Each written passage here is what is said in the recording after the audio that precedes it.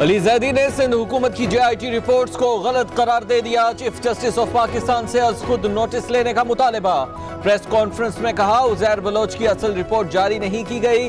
Report میں 6 اہم نام غائب ہیں. یہ نہیں بتایا گیا کہ کس کے کہنے پر کس کو مارا گیا. عزیر بلوچ اعتراف کر چکے کہ ان کے سر کی قیمت زرداری اور فریال تالپور نے ختم کرائی.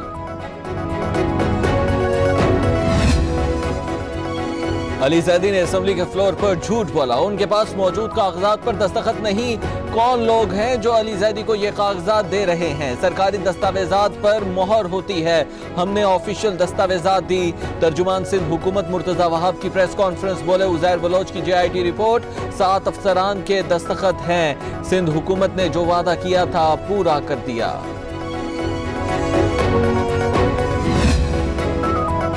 عزیر بلوچ کے خلاف مقدمات میں اہم پیش رفت. کراچی انسداد دہشت گردی عدالت نے تاجر اغوا اور قتل کیس میں فرد جرم عائد کر دی. ملزم کا صحت جرم سے انکار. عدالت نے گواہان کو طلبی کے نوٹسز جاری کر دیے. عزیر بلوچ کو سخت سیکیورٹی میں عدالت لایا گیا.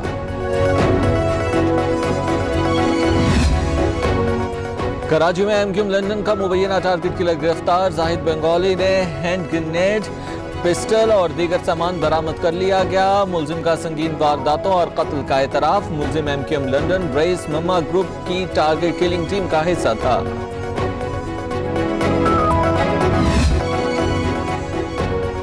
توشہ خانہ ریفرنس نواز شریف کی طلبی کا اشتہار جاری. سابق وزیر اعظم جان بوجھ کر عدالتی کارروائی سے مفرور ہیں. ملزم کو 17 اگست تک پیش ہونے کا موقع دیتے ہیں. احتساب عدالت نے آصف علی زرداری کے بھی قابل ضمانت وارنٹ جاری کر دیے. سابق صدر کو عدم پیشی پر گرفتار کرنے کا حکم.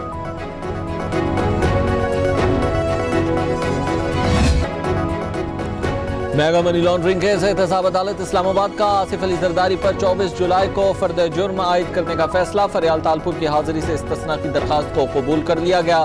تفتیشی آفیسر کی جانب سے مزید وقت کی استدعا منظور. شریک ملزم نے پلی بارگین کی استدعا کر دی.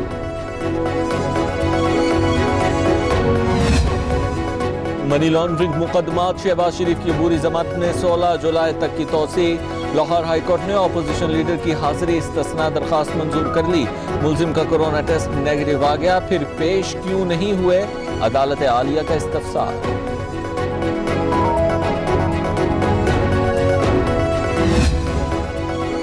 PTI حکومت مافیا کی سرپرست ہے. حکومت نے معیشت تباہ کر دی. اب کہا جا رہا ہے کہ سی پیک ملک کا مستقبل ہے.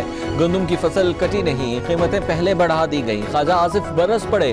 احسن اقبال بولے ہمارے منصوبوں کا کریڈٹ لیا جا رہا ہے. عمران خان سی پیک کو متنازع کہنے پر معافی مانگے. وزیر اعظم کی زیر صدارت وفاقی کابینہ کا اجلاس. ایئر مارشل ارشد ملک کی بطور CEO PIA لگانے کی منظوری دے دی گئی. ارشد ملک 3 سال ذمہ داریاں سنبھالیں گے. جعلی لائسنسز والے پائلٹس کے خلاف کارروائی پر بریفنگ دی گئی.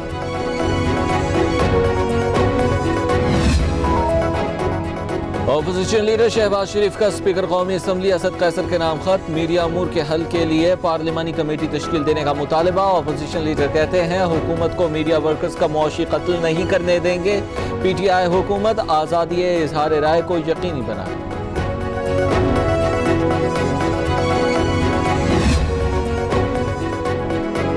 لاک ڈاؤن کو ختم کرنا درست معاشی فیصلہ تھا. کورونا کے باعث معیشت کا مشکل سے دوچار ہے.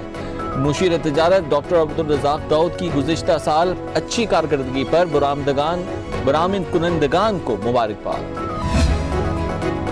وفاقی وزیر اسد عمر کی زیر صدارت national command and control centre میں اجلاس. ملک بھر کے ہسپتالوں میں آکسیجن سلنڈرز. کورونا اقدامات کا جائزہ. لاک ڈاؤن کی بندش سے اثرات پر بھی غور جاری.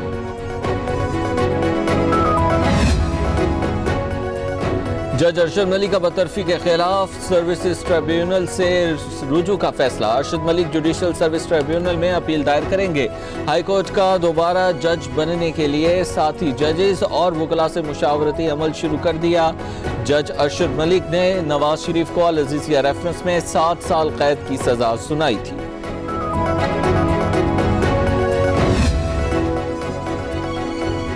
اسلام آباد میں مندر کی تعمیر کے خلاف ایک اور دائر درخواست پر فیصلہ محفوظ. جسٹس عامر فاروق نے فریقین کے دلائل سنے.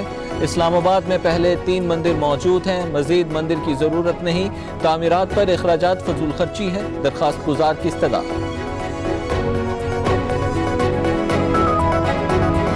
کورونا کے وار جاری 24 گھنٹوں کے دوران مزید 77 ہلاکتیں. ملک بھر میں اموات کی تعداد 4839 ہو گئی. 2691 نئے کیسز رپورٹ. 2,34,509 افراد متاثر.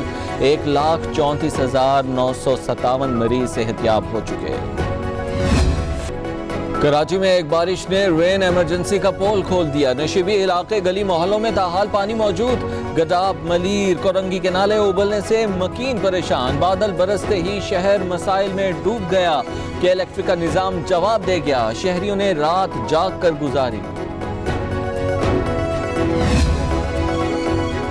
ہمارے شہداء ہمارے ہیرو. آرمی جنرل لالک جان کی برسی پر خراج عقیدت پیش. سپہ سالار جنرل قمر جاوید باجوہ کا کہنا ہے کہ ملک کے لیے جان نچھاور کرنے سے بڑا کوئی اعزاز نہیں ہے. قوم کو بہادر بیٹوں پر فخر ہے. نے کمیٹی بنائی، خفیہ نہیں بنائی، اناؤنسڈ کمیٹی بنائی. قادر پٹیل اس کے ممبر تھے، سینیٹر یوسف بلوچ اس کا ممبر تھا، اور میں اس کا ممبر تھا. یہ ان دنوں کی بات ہے جب لیاری میں پیپلز پارٹی کے کوئی آدمی گھر پہ رہنے کو تیار نہیں تھا. اس آپریشن کی وجہ سے بھی بہت بڑا ریئیکشن تھا. حالات بہت خراب تھے. حکومت میں ہونے کی وجہ سے ہماری یہ ذمہ داری تھی کہ ہم چیزوں کو نارملائز کریں. جو لاکھوں لوگ لیاری میں بستے ہیں کسی طرح وہ اپنی زندگی آرام سے گزار سکیں. ہم ان حالات میں لیاری گئے جب شاید ہمیں بھی لوگ کہہ رہے تھے کہ مت جانا کہیں مارے نہ جواب لیاری. ہم گئے، ایک مرتبہ نہیں کئی مرتبہ گئے. عزیر بلوچ سے بھی ملے. ہم نے ان حالات کو نارملائز کرنے کے لیے بہت سارے اقدامات کیے، اور ان اقدامات میں سے ایک شاید یہ جو آپ کہہ رہے ہیں کہ ہیڈ منی واپس لینے والی بات تھی. اب اس کے پیچھے ایک تو طریقہ یہ تھا کہ ہم لڑتے رہتے، جس طرح کیا تھا آپریشن، وہاں بے گناہ لوگ مرتے رہتے، کھانے کو نہیں ملتا، بیچارے بچے اسکول نہیں جا سکتے تھے، کچھ نہیں ہو رہا تھا. ایک یہ تھا کہ ہم نے کوئی مسئلے پسندی کرتے ہوئے کچھ چیزوں کو ٹھیک کرنے کی کوشش کی. اور یہ صرف پیپلز پارٹی نے نہیں کی ہے میرے بھائی. جب ٹی ٹی پی کی دہشت گردی اس ملک میں عروج پر تھی نا، اس وقت کی وفاقی حکومتیں، اس وقت کے ادارے بھی ان سے رابطے کر کے امن قائم کرنے کے لیے ان سے معاہدے کرتے تھے. تو اس کو آپ یہ نہیں کہہ سکتے کہ وہ معاہدے جو ہوئے تھے ان کی دہشت گردی کو ریکگنائز کرنے کے لیے تھے. دہشت گردی ریکگنائز نہیں کی تھی. جو بے گناہ لوگ بیچارے وہاں رہتے تھے، جو مارے جاتے تھے، ان کو بچانے کے لیے، ان کی جانیں بچانے کے لیے، ملک میں امن قائم کرنے کے لیے انہوں نے کوشش کی. اور ہم نے بھی کراچی شہر میں امن قائم کرنے کے لیے، لیاری میں امن قائم کرنے کے لیے یہ کوششیں کی. اور یہ ڈکی چھپی باتیں نہیں ہیں. مطلب میں تو کہہ رہا ہوں کہ چاہتے تو کمیٹی خفیہ بناتے. ہم نے خفیہ نہیں بنائی. اگر ہم اس کی سرپرستی کر رہے ہوتے تو ہم پھر ہیڈ منی بھی نہیں لگاتے. ہم نہیں رکھی تھی. اب ایک کام ہم نے کیا، اس کو آپ اپریشیٹ نہیں کرتے ہو، لیکن جب واپس لے لیا تو آپ کہتے کیوں واپس لے لیا. لیکن اس کے بعد بھی جو کاروائیاں وہاں ہوئی ہیں، پی ٹی آئی نے تو نہیں کی نا وہاں. وہ بھی ہماری صوبائی حکومت نے کی، بعد میں بھی جو حالات خراب ہوئے ہیں. تو کبھی چیزیں ایسی ضرور ہو جاتی ہیں. ماضی میں بھی آپ دیکھ لیں کہ ایم کیو ایم اس ملک میں کیا کیا کرتی رہی ہے، شہر میں کیا کیا کرتی رہی ہے. کیا ایم کیو ایم کے ساتھ سیاسی جماعتیں بیٹھ کے معاہدے نہیں کرتی رہی ہیں؟ اس کا مقصد یہ تو نہیں تھا کہ ایم کیو ایم دہشت گردی کرے. مقصد یہ ہوتا تھا کہ چیزیں شہر میں نارملائز ہو جائیں. ہم ان کی دہشت گردی کو ریکگنائز نہیں کرتے تھے. ہم حالات کو ٹھیک کرنے کی تو کوششیں کی، ناکام ہو گئے. یہ آپ کہہ سکتے ہیں. ایک سوال مجھ سے تھا وقاص آپ دوہرا دینا سوال. ہاں آپ کا. بیان کیوں دیتے ہیں کہ علی زیدی کو آپ کی جی آئی ڈی لوڈ کرنے کے لیے یا بات کرنے کے لیے وزیر اعظم صاحب کے بھائی؟ میں نے آج تک ریکارڈ پر ہے کبھی جس موصوف کا آپ ذکر کر رہے ہیں ان کے خلاف کوئی بیان آج تک جاری نہیں کیا. یہ الگ بات ہے کہ میرے ہر بیان کو وہ خود پر لے جاتے ہیں. جی میں نے آج تک کوئی بیان جاری نہیں کیا. اور سعید کی بات کو میں تھوڑا مزید کریکٹ کروں. یہ جو ہیڈ منی والا مسئلہ بتا رہے نا، یہ ان 14 دنوں میں جو کچھ ہوا تھا لیاری آپریشن کے، اس پر بات ہوئی تھی. اگر اس سے پہلے جو کیسز تھے، جو ہیڈ منیز تھیں، وہ وہی رہی. 14 دنوں کے بعد بھی وہی رہی. لیکن وہ 14 دن کا جو اسپین تھا جس میں 52 لوگ مرے لیاری کے، یہ اس وقت کی بات ہے. جی آپ ایک پیش.